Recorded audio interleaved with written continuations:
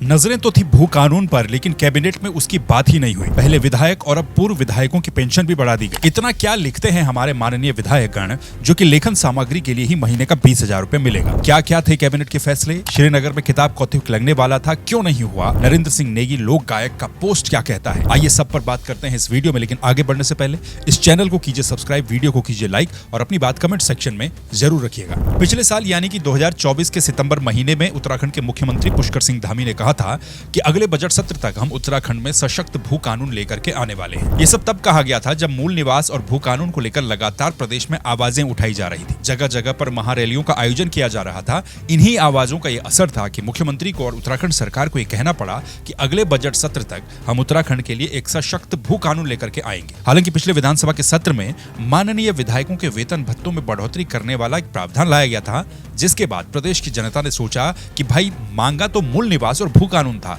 लेकिन विधायकों की सुविधाएं क्यों बढ़ गई? इसके बाद अब वो बजट सत्र आने वाला है जिसका इंतजार था। आने वाली 18 फरवरी से लेकर के 24 फरवरी तक उत्तराखंड विधानसभा का बजट सत्र चलेगा। ये सत्र गैरसैंण में न होकर देहरादून में चलेगा। क्या इस बजट सत्र में मुख्यमंत्री पुष्कर सिंह धामी के कहे मुताबिक उत्तराखंड सरकार उत्तराखंड के लिए मूल निवास और भू कानून को लेकर के आने वाली है? ये आने वाले दिनों में देखने वाली सबसे बड़ी बात होगी। लेकिन विधानसभा के बजट सत्र से पहले एक कैबिनेट की बैठक हुई, जो अक्सर होती है। अक्सर सत्र से पहले होने वाली कैबिनेट की बैठकों में ये फैसले लिए जाते हैं कि हम इस सत्र में क्या क्या करने वाले हैं, क्या क्या लाने वाले हैं। कैबिनेट की बैठक में उन सब बातों पर मुहर लगाई जाती है। इस सत्र से पहले भी धामी कैबिनेट की एक महत्वपूर्ण बैठक कल संपन्न हुई।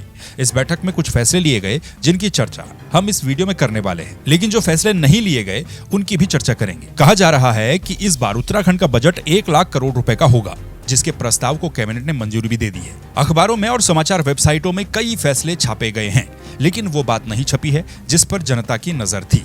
इस कैबिनेट की बैठक में मूल निवास या फिर भू कानून को लेकर के कोई चर्चा नहीं की गई। लोग संभावना जता रहे थे कि इस सत्र में भू कानून को पेश किया जा सकता है, जैसा कि मुख्यमंत्री ने कहा था, लेकिन कैबिनेट की बैठक में उसकी कोई चर्चा नहीं हुई।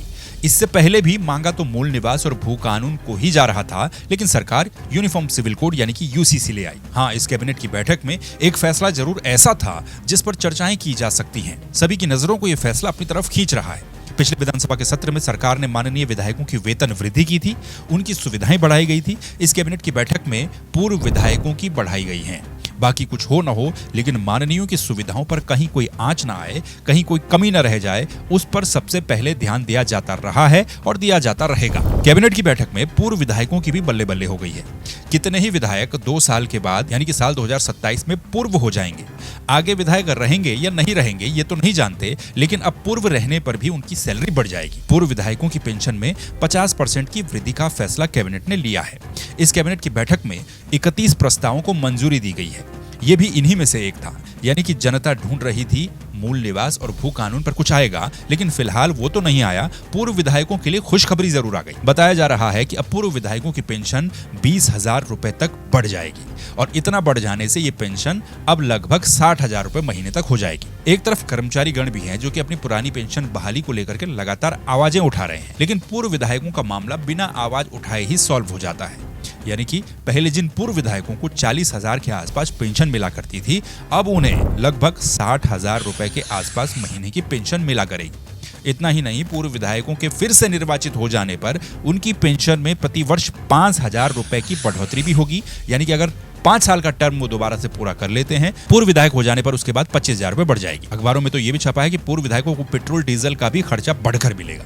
इसके लिए उन्हें पहले 22,500 रुपए मिला करते थे और अब 26,000 रुपए मिला करेंगे। विधायकों को 25,000 रुपए तक का मोबाइल फोन भी मिलेगा। लेखन सामग्री के लिए मौजूदा विधायकों को 20,000 रुपए भी दिए जाएंगे। अभी तक उन्हें विधानसभा की तरफ से कहा जा रहा है कि 100 लेटर हेड और 100 लिफाफे मिला करते थे। मैं तो ये सोच रहा हूँ कि आज के समय में भी हमारे माननीय विधायक गण इतना भी क्या कुछ लिखेंगे जिसके लिए उनका खर्चा 20,000 रुपए महीने का आएगा, वो भी उस दौर में जहां सब कुछ मोबाइल या फिर कंप्यूटर पर टाइप किया जाता है। यानी कि इस कैबिनेट की बैठक में मूल निवास भू कानून जैसी बात तो नहीं आई, लेकिन पूर्व विधायकों की वेतन वृद्धि वाला बहुत सीरियस, आवश्यक और अति संवेदनशील मुद्दा जरूर आ गया। इसके अलावा भी कैबिनेट में कई फैसले लिए गए हैं, जैसे यूनिफॉर्म सिविल कोड यानी कि यूसीसी के बाद न्यायिक कार्य अब ज्यादा बढ़ गए हैं। इसके लिए कोर्टों में कार्मिक संवर्ग के 137 पदों में इजाफा किया जाएगा।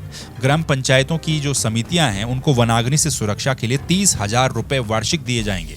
सोचिए, साल में 30,000 रुपए में ग्राम पंचायत की समितियां वनाग्नि से खुद को बचाएंगी और विधायकों को 1 महीने लेखन सामग्री के लिए 20,000 रुपया मिलेगा। सड़क सुरक्षा नीति, आदि कैलाश ओम पर्वत दर्शन सेवा में 3 महीने के लिए सब्सिडी बढ़ाई गई है। पीएनजी सीएनजी पर वैट की दरों में कटौती की गई है। परिवहन विभाग में आरटीओ के 10 पदों का सृजन किया गया है। बाकी फैसले ये हैं जो आप देख सकते हैं, महत्वपूर्ण फैसले। इसके अलावा विधानसभा में मलिन बस्तियों को लेकर के भी अध्यादेश लाया जाएगा। मतलब अध्यादेश तो पहले ही आ चुका है, अब वो विधानसभा में रखा जाएगा। सब कुछ होगा, लेकिन मूल निवास पर कुछ होगा कि नहीं होगा, ये सवाल बना हुआ है। अब क्या अगली कोई कैबिनेट की बैठक होनी है, और अगर होगी तो क्या उसमें हम उम्मीद कर सकते हैं कि सरकार के कहे मुताबिक मूल निवास या फिर भू कानून पर कोई बात उसमें रखी जाएगी? जनसेवक, विधायक, पूर्व विधायकों को तो सेवा के लिए बहुत कुछ मिल रहा है, लेकिन जिनके खाते से ये सब कुछ जा रहा है, यानी कि आम जन, उस जन जिसकी सेवा करने के लिए ये लोग हैं, उसकी भावना के अनुरूप सेवा हो रही है या नहीं हो रही है? विधानसभा का सत्र बहुत इंपॉर्टेंट होता है, लेकिन इस सत्र में होता क्या है? कितनी प्रोडक्टिविटी निकलती है? 4-5 दिन फिर से हो हल्ला हंगामा, एक दूसरे के साथ लड़ा जाएगा, कोई वेल में आ जाएगा, कोई वॉकआउट कर जाएगा। क्या सिर्फ यही होगा? नतीजा जस का तस, ढक के 3 पात। खैर, बजट सत्र होना है, देखते हैं कि आगे क्या क्या होता है इस बजट सत्र में। दूसरी बात जो कल सोशल मीडिया पर खूब चर्चाओं का केंद्र रही, लोक गायक नरेंद्र सिंह नेगी ने अपनी सोशल मीडिया पर एक पोस्ट किया जिसमें उन्होंने बताया कि श्रीनगर गढ़वाल में 15 और 16 फरवरी को एक किताब कौथिक होने वाला था। किताब कौथिक के नाम से अंदाजा लगा सकते हैं कि इसमें किताबों का कौथिक यानी कि किताबों का मेला लगने वाला था। जाहिर सी बात है कि बहुत सारी किताबें होती, कुल मिलाकर के ज्ञानवर्धन का कार्यक्रम होता। इसकी थीम भी रखी गई थी, read more books, reduce screen time. लेकिन ये किताब कौथिक हो नहीं पाया। नरेंद्र सिंह नेगी ने अपनी पोस्ट में लिखा है कि इस किताब कौथिक की इजाजत न मिल पाना दुर्भाग्यपूर्ण है। उन्होंने पोस्ट गढ़वाली में लिखा है, मैं आपके लिए हिंदी में बता दे रहा हूँ। श्रीनगर बहुत बड़ा शिक्षा का केंद्र है। मैंने सुना है कि भाजपा से जुड़े विद्यार्थी परिषद का दबाव प्रशासन पर था, जिस वजह से इस कार्यक्रम की अनुमति नहीं दी गई। मैं सोच रहा हूँ कि एक ऐसा विद्यार्थी परिषद है जो किताबों से इतना डर रहा है।